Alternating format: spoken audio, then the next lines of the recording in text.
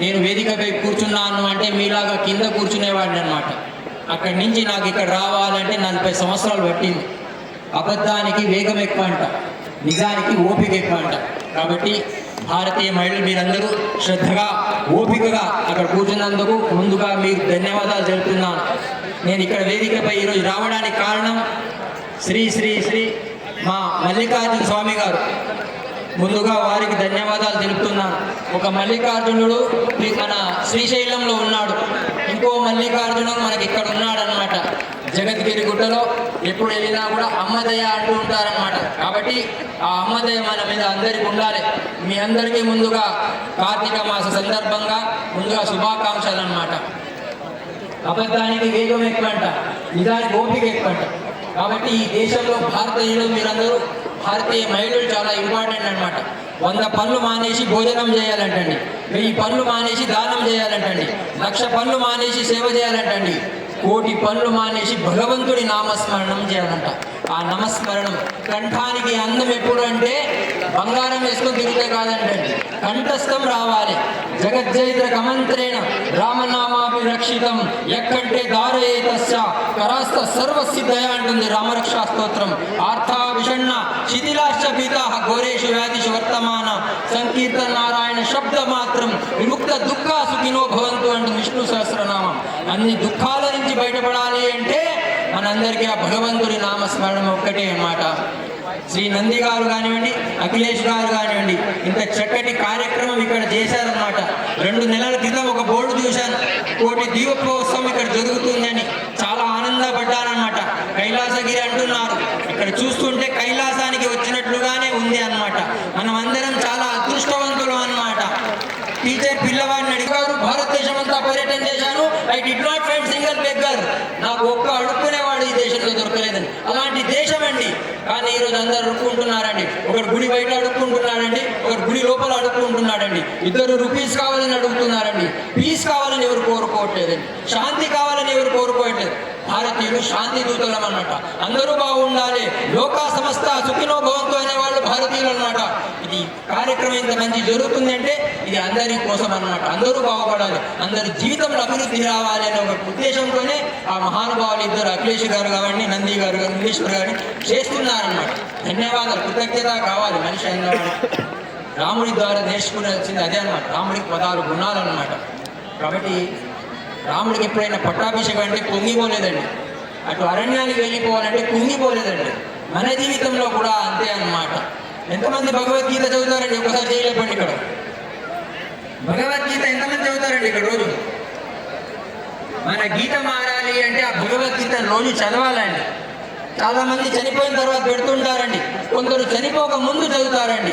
జీవితంలో బాగుపడాలంటే మన జీవితాలు ఎట్లా అయిపోయాయండి. వెంట్రుకలు పండుతున్నాయంటే టికేస్ ఆర్ఎస్సీలో ఉందండి. అసతోమ సద్గమయ, తమసోమ జ్యోతిర్గమయ, మృత్యోర్మ అమృతం గమయ. బర్త్డే సెలబ్రేషన్ చేస్తున్నామంటే మనం డెత్ దగ్గరకు వస్తున్నామండి, చావుకి దగ్గరకు వస్తున్నాం. మనిషి జన్మకు వచ్చామన్నమాట. తల్లిదండ్రులు జన్మనిస్తారు, ఆ గురువు జన్మ లేకుండా చేస్తాడు. అలాంటి గురు పరంపర ఉన్న దేశం ఈ భారతదేశం. ఈ దేశంలో అడుక్కునేవాడు లేరు, ఈ దేశంలో వ్యభిచారం లేదండి, ఈ దేశంలో దొంగతనాలు లేవండి. ఈ దేశంలో ఒకటి ఉంది, ఏముంది అంటే గురు పరంపర ఉంది. ఆ గురువు ఏం చెప్తే శిష్యులందరూ వాళ్ళ మాటలే వింటారు, వీళ్ళు వేరే వాళ్ళ మాటలు వినరు. అందుకే ఈ దేశం చాలా సమృద్ధిగా ఉంది.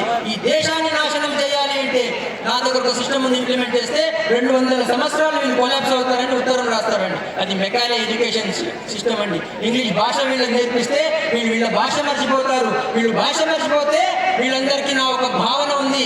అదేంటి భావన అంటే వీళ్ళందరినీ నా వాళ్ళుగా భావిస్తారు. ఆ భావన ఏనాడైతే కొలాప్స్ అయిపోతుందో ఈ దేశం ఆటోమేటిక్ కొలాప్స్ అయిపోతుంది. మనకి ఈరోజు ఆ భావన లేదండి. కుల మతాల మధ్యలో మనం విడిపోయి ఉన్నాం. మనం అందరం భారతీయులమన్న భావన మనకు రావాలన్నమాట.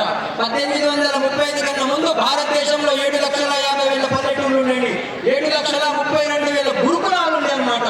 గురువు ఒక వెలిగిన దీపం అండి, ఒక వెలిగిన దీపమే ఇంకో దీపాన్ని వెలిగిస్తుంది. ఈరోజు 1 కోటి దీపోత్సవం జరుగుతున్నారన్నమాట. కాబట్టి ఆ గురువుని మనం ఆదర్శంగా తీసుకోవాలన్నమాట. ఇంగ్లాండ్ వాళ్ళు చాలా మంది అనుకుంటారు డైమండ్ కొహినూర్ డైమండ్ తీసుకెళ్లారు. దానికన్నా విలువైన ఏదైనా ఉందంటే భారతదేశంలో మన వేదికపై ఉన్న గురువులు అన్నమాట. ఈ దేశానికి ధర్మాన్ని ధర్మం గురించి చెప్తున్నవాడు వారు. చలా లక్ష్మి చలా ప్రాణ చలా జీవిత మందిరే చలే చలేచో సంసారో ధర్మో ఏకో నిశ్చల అంటాడండి చాణక్యుడు. చలా లక్ష్మి డబ్బులు ఎప్పుడు శాశ్వతం కాదంటండి. చలా ప్రాణ ఈ ప్రాణం కూడా ఎప్పుడైనా పోయేది. చలా లక్ష్మి చలా ప్రాణ చలా జీవిత మందిరే ఈ ఇల్లు ఈ మఠాలు కూడా ఉండేది కాదంటండి. చలే చలేచో సంసారో సంసారం కూడా ఉండేది కాదంటండి. ధర్మో ఏకో నిశ్చల అంటాడండి. ధర్మం ఒకటే నిశ్చలమైనమాట. ధర్మ అర్థ కామ మోక్ష చతుర్విధ పురుషాన్నమాట. మన గురువులు కానీ ఎవరైతే చెప్పినా కూడా ఆ ధర్మం గురించి చెప్పేవాళ్ళు, ఆ ధర్మ పాఠంలో నడిచేవాళ్ళు మనం అందరం భారతీయులు అనమాట. ఒక శవం వెళ్తూ ఉంటుందండి, అటు నుంచి పెళ్లి కూతురు తీసుకొస్తుంటారంటండి. అప్పుడు ఈ శవం ఆ పెళ్లి కూతురు చెప్తుందంటండి, అమ్మా నిన్ను నలుగురు వస్తున్నారు, నన్ను నలుగురు వస్తున్నారు.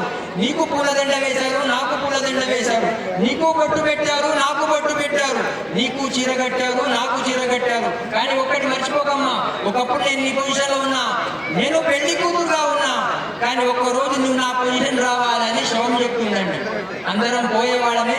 ఆ భగవంతుని నారాయణస్వరం చెప్పుకుందాం. అనుకోకుండా మన అధోని ప్రవచనం వెళ్తున్నానండి. అక్కడ ఒక గోడ మీద ఒక బంగారం షాప్ ఆయన రాసి పెట్టాడండి, డబ్బులేమి ఊరికే రావు అని. డబ్బులు ఊరికే వస్తాయండి, జీవితం ఊరికే రాదండి, మనిషి జన్మ ఊరికే రాదండి. కాబట్టి 84 లక్షల జీవరాశుల తర్వాత ఆ మానవ జన్మ, కాబట్టి ఆ మానవ జన్మ సార్థకం కావాలి. అనుకోకుండా ఒక గురుగారు ప్రవచనం చేస్తున్నారంట. అక్కడ ఉన్న భక్తులు బాగా అందరు దక్షిణ ఇచ్చారంట. గురుగారు రాత్రి తీసుకెళ్ళి దిండు కింద పెట్టి పడుకున్నారంటే ఒక చెట్టు కింద. అనుకోకుండా ఒక దొంగ కూడా గురుగారు వెనకాల వెళ్ళాడంట, ఆ డబ్బుని ఎట్లయినా దోచుకోవాలి అని.